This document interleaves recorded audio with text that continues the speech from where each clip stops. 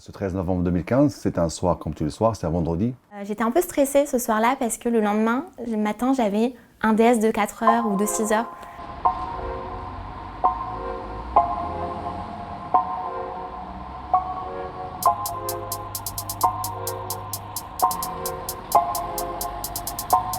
Quand j'étais dans la fosse par terre, quelque chose me venait en tête, je me rappelais tout le temps, j'ai envie de vivre, j'ai envie de vivre, j'ai envie de vivre. Si j'avais été 50 cm plus à gauche, je serais pas là. Pourquoi je suis parti travailler ce soir-là? Pourquoi je ne suis pas resté à la maison?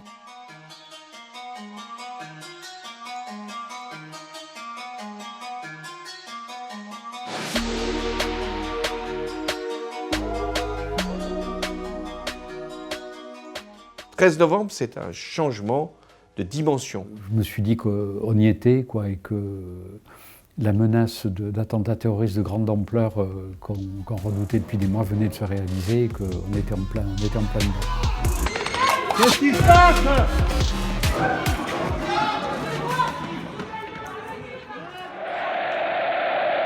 Donc le 13 novembre, au soir, je suis donc au Stade de France avec 6 collègues masculins et nous assistons au match. Voilà. Pour ma part, n'étant pas du tout fan de football, je n'avais pas l'intention de m'attarder au-delà de la mi-temps. À peu près, on va dire 21h, j'ai entendu une explosion. Une explosion à peu près à 100 mètres de là, c'était le restaurant Evans. Moi, je pensais que c'était un pétard. Je vois le jeune, il me regarde, normal. Juste, quand je tourne, ça explose. Quand ça explose, là, tout mon flanc gauche, c'est comme si on m'avait matraqué. 5 fois, 5 chattes. Voilà, boum, boum, boum, boum, 5 fois. On ressent cette déflagration, d'ailleurs au même titre que les joueurs sur le stade qui se retournent, enfin qui sont un petit peu alertés par ce bruit. Pour être honnête avec vous, je me suis assis, puis j'ai regardé le ciel. Pourquoi j'ai regardé le ciel? Je me suis dit, bon, je vais partir. Parce que je commençais à avoir mal à la tête, je voyais le trou dans mon bras, j'ai retiré mon blouson, je regarde le trou, la cheville, j'avais très mal. Moi, je pensais, sur le moment, j'ai dit, mon cerveau a été touché. La deuxième détonation ne me laisse plus de doute. Nous sommes frappés par un acte terroriste, je n'en connais pas encore l'ampleur. Le président de la République m'appelle pour me dire je suis au Stade de France, j'ai entendu à l'extérieur des explosions, est-ce qu'il serait possible de se renseigner pour savoir ce qu'il en est? Au moment de la mi-temps, nous nous exfiltrons du Stade de France. Ce que nous allons découvrir, c'est qu'il y a le Stade de France et une attaque qui se déroule sur de multiples points dans la capitale. Donc je ne suis pas surpris qu'il y ait des actes terroristes, je suis surpris de l'ampleur de l'attaque qui nous est portée. Nous avions par ailleurs des informations qui émanaient de notre Direction générale de la sécurité extérieure, de la DGSI également, travaillant avec des services étrangers, notamment américains, selon lesquels un individu qui se prénommait Abdelhamid Abaoud et que nous essayions de neutraliser, pouvait être à l'origine de l'organisation d'attaques en France.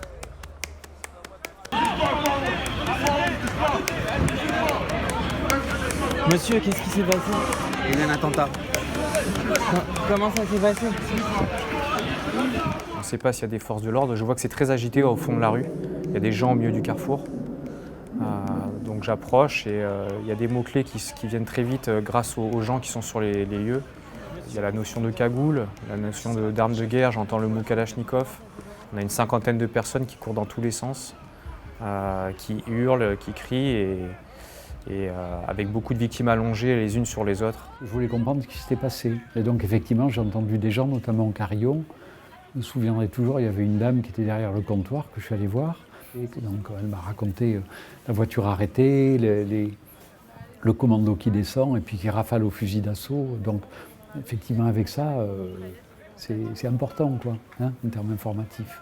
Nous déclenchons avec le Premier ministre et le ministre de l'Intérieur un certain nombre d'opérations pour retrouver les terroristes qui sont en train de commettre des massacres en plein Paris. Et donc nous organisons une double riposte, une riposte, je veux dire, sanitaire.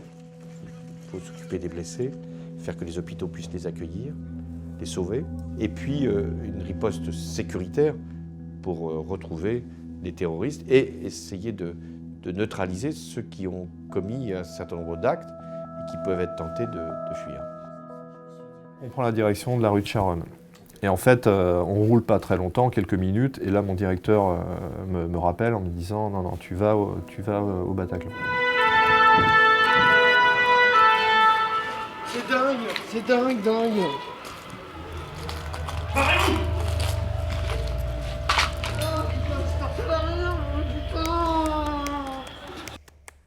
C'est un groupe que j'avais vraiment envie d'aller voir. Et comme ça m'arrivait souvent à l'époque, ça arrive moins maintenant, c'est que j'aimais bien les concerts seuls. C'était assez cool, il y avait une très bonne ambiance. Vraiment, c'était un concert avec une très bonne ambiance avant que tout dérape. J'ai mis énormément de temps à comprendre qu'il se passait quelque chose parce que, en fait, immédiatement, il y a eu un énorme mouvement de foule où tout le monde s'est écroulé, quoi, et on s'est retrouvés par terre. Quand je vois du monde se plier comme, on va dire, un champ de blé face à du vent.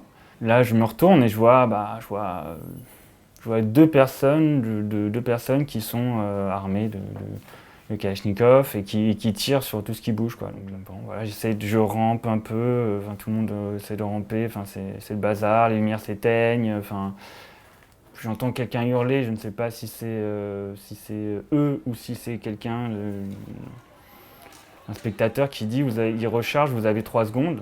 Et là, je prends mes jambes à mon cou et je cours. Je pense que je fais 3 pas pour faire 10 mètres. En fait, le moment où un des terroristes s'est fait exploser sur la scène, je me souviens que ça a été un bruit très très fort et que j'ai ouvert les yeux et que j'ai vu... En fait, dans ma tête, je me suis dit « Ah ben, le canon à confetti, il a explosé, quoi. Il y a plein de confettis Et vraiment... Et ça a été assez dur. C'était très violent de se rendre compte a posteriori, mais des jours après, qu'il n'y a jamais eu de confetti, quoi. J'ai juste vu quelqu'un juste s'exploser. Lorsqu'on rentre, en fait, on a une vision un peu déstabilisante parce que, d'abord, il n'y a pas de bruit, contrairement à ce que j'ai pu entendre parfois à ce moment-là, il n'y a pas de bruit. On a découvert des centaines de personnes couchées dans la fosse. En fait, je me souviens particulièrement d'une personne qui est probablement, je pense, décédée, hein, qui avait vraiment des râles de douleur, quoi. Entendre une respiration. Et en fait, c'est des trucs où... C'est horrible d'entendre ça, quoi. Juste quelqu'un qui est en train de mourir et de pouvoir absolument rien faire. On ne sait pas combien il y avait eu de terroristes au début de l'attaque. Tout ça, ça prend même des jours avant de tout débriefer. Donc à ce moment-là, on ne sait pas combien ils étaient au début. On ne sait pas si certains terroristes sont partis avec... la partie des spectateurs qui ont réussi à s'échapper par les sorties de secours pendant l'attaque ou avant qu'on arrive. On ne sait pas s'ils ne sont pas postés dans un coin d'ombre pour nous tirer dessus. On ne sait pas s'ils n'ont pas laissé des engins explosifs improvisés. On ne sait rien. Je me souviens regarder par terre, voir des gens qui étaient morts. Et d'un coup, l'agent Laberry qui me dit « Non, non, vous ne regardez pas là, vous regardez là, dans les yeux. » Et ça, je m'en souviens très bien. Mais ça n'a pas effacé l'image, malgré tout. Au fur et à mesure qu'on avançait, on trouvait des blessés qu'il fallait faire prendre en charge. On trouvait des personnes qu'il fallait rassurer, sortir. On a ouvert des portes de toilettes dans lesquelles il y avait 5-6 personnes tassées. On a vu des gens sortir des placards électriques, des faux plafonds. Les gens s'étaient cachés partout. Là, on était dépassés. Je savais que je devais faire des choix, à la fois sur qui faire partir en premier, avec l'aide des médecins qui étaient dans cette cour, et on n'était pas assez nombreux. Des scènes de crime avec une multiplicité de victimes, on en fait de temps en temps, où il peut y avoir 4, 5, 7 victimes. Et là, au Bataclan, c'était vraiment la pluralité des victimes. Voilà, c'est une scène de guerre. Ce n'était pas des explosions, c'était que des blessures par balle. Et avec des armes automatiques type Kalachnikov qui entraînent des blessures qui sont très sévères et délabrantes. Il y a l'identification des victimes, mais surtout l'identification des kamikazes et pour essayer de voir est-ce qu'il ne va pas y avoir un autre attentat quelques heures plus tard. Donc, en fait, et ces deux choses sont prioritaires. Il faut déclencher l'état d'urgence ce soir, cette nuit. Nous en aurons besoin dans les heures qui viennent pour procéder à des opérations massives qui seront bien entendu désagréables, mais qu'il faudra faire pour assurer la sécurité des Français.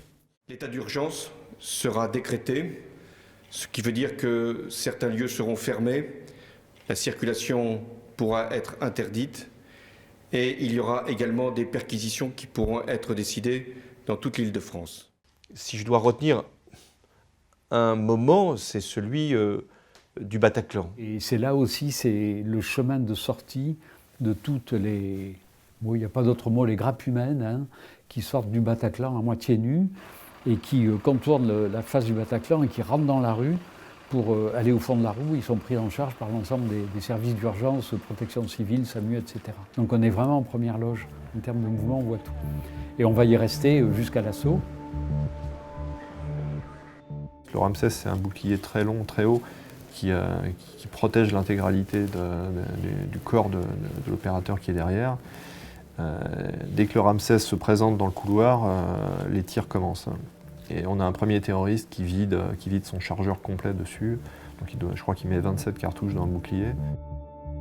Et donc en passant l'angle, le deuxième de colonne voit le deuxième terroriste qui est blasté, donc qui est soufflé, sonné par l'explosion. Il est assis, le dos au mur. Et manifestement, il cherche son détonateur. Et donc, en légitime défense, il l'abat de manière à éviter une seconde explosion. Voilà, là l'assaut est terminé. Au terme de cette longue nuit, je me rends avec le Premier ministre Manuel Valls, Bernard Cazeneuve, le ministre de l'Intérieur, le préfet, Madame Hidalgo, la maire de Paris. Et c'est là que je vois des visages, des femmes et des hommes qui sortent de ce lieu, hagards, perdus, terrorisés au sens plein du terme. Après, je suis allée me voir dans le miroir, parce que je sais pas pourquoi, tout le monde me demandait si j'allais bien, si j'étais blessée, je comprenais pas pourquoi. Et donc je vais aux toilettes, et en fait je vois que juste j'ai du sang partout sur la tête, quoi. Je me souviens que je me douche, et là je tombe carrément en larmes dans la douche, quoi, parce que d'un coup il n'y a plus personne pour nous observer, on se sent, on va dire, permis de craquer, mais voilà, quoi, je tombe en larmes, je sais pas, je me retrouve recroquevillé dans la douche, avec l'eau qui coule, enfin voilà, quoi, j'ai dû rester une demi-heure.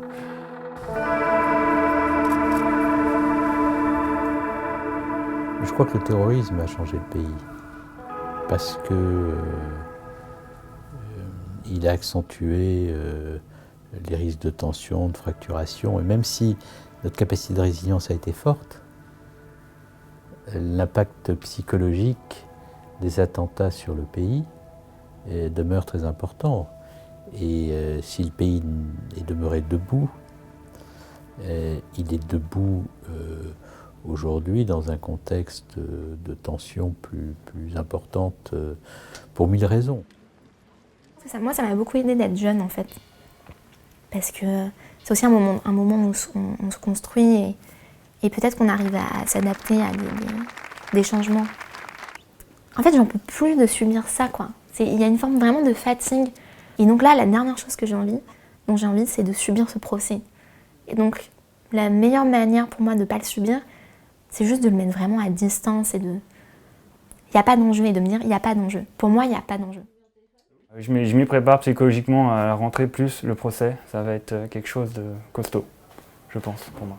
Le procès, il est fait pour que des hommes, des femmes qui ont commis des actes effroyables puissent être sanctionnés par une justice démocratique. Parce que c'est aussi ça ce que nous devons démontrer. C'est qu'ici, nous sommes en démocratie. Il y a des lois, il y a des procès, il y a des tribunaux, et la justice est rendue au nom du peuple français, avec le droit, compris pour les terroristes, d'avoir des avocats.